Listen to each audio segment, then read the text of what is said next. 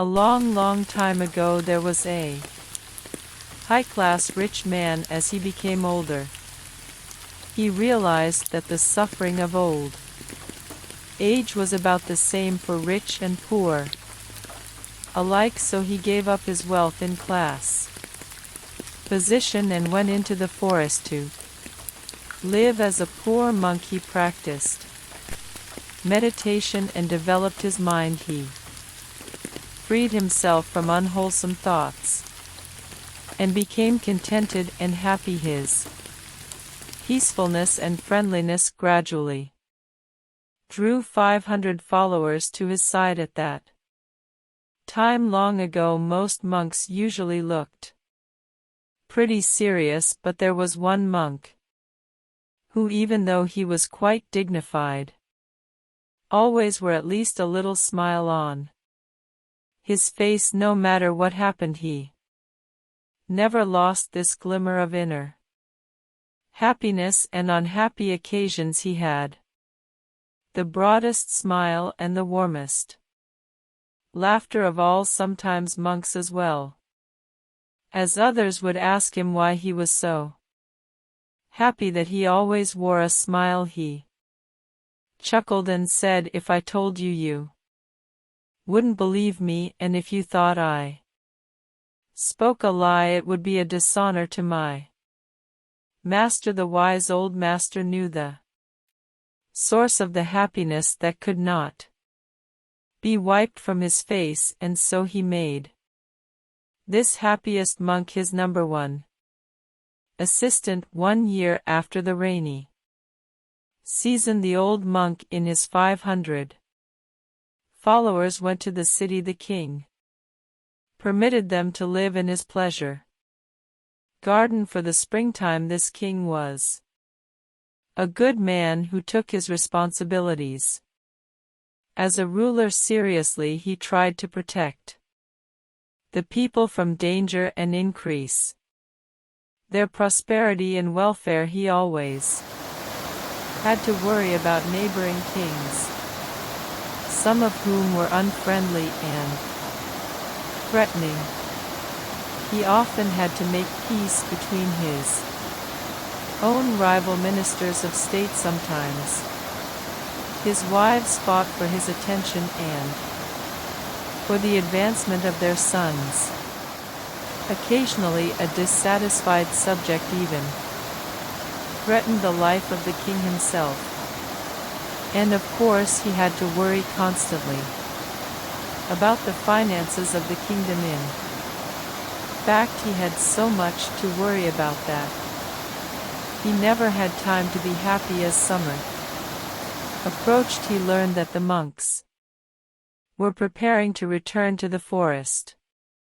Considering the health and the welfare of the old leader, the king went to him and said, "Your Reverence, you are now very old and weak. What good does it do to go back to the forest? You can send your followers back, but you remain here." The chief monk thought about it and then called his number one assistant to him and said, "You are now to be the leader of the other monks while you all live in the forest, as I am too old and weak. I will remain here as offered by the king." So the 500 returned to the forest and the old one remained. The number one assistant continued practicing meditation in the forest. He gained so much wisdom and peace that he became even happier than before. He missed his old master and wanted to share his happiness with him, and so he returned to the city for a visit. When he arrived, he sat on a rug at the feet of the old monk. They didn't speak very much, but every so often the number one assistant would say, "What happiness! Oh, what happiness!" Then the king came to visit. He paid his respects to the chief monk, however, the one from the forest. just kept saying what happiness, oh what happiness. He did not even stop to greet the king and show proper respect.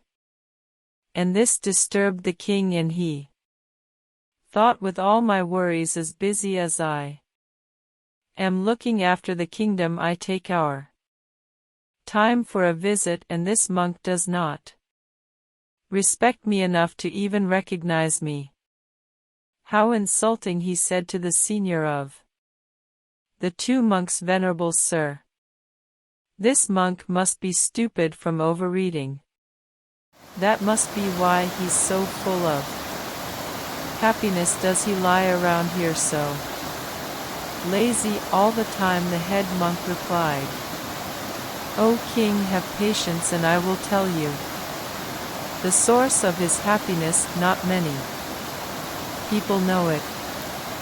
He was once a king, just as rich and mighty as you. Then he was ordained a monk and gave up his kingly life. Now he thinks his old happiness was nothing compared to his present joy. He used to be surrounded by armed men who guarded and protected him. Now, sitting alone in the forest with nothing to fear, he has no need for armed guards. He has given up the burden of worrying about wealth that has to be protected, instead free of the worry of health and the fear of power.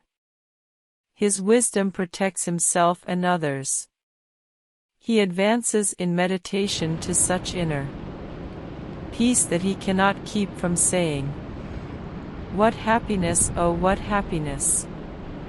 The king understood at once. Hearing the story of the happy monk made him feel at peace. He stayed for a while and received advice from both of them. Then he honored them and returned to the palace later.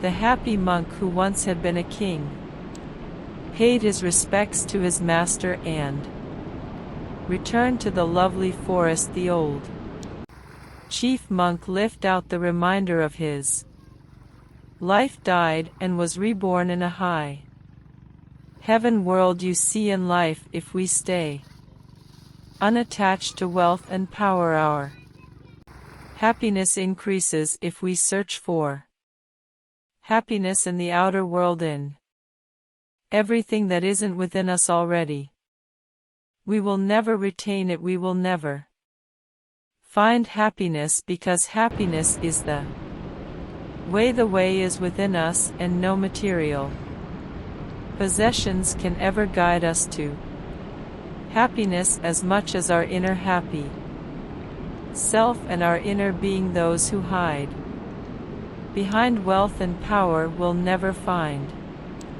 happiness. But if you are a master of your own fate, a master of happiness, you will find it even in the smallest of things in this world. This is there to do. Motivation Stories. Thanks for watching, and stay blessed. You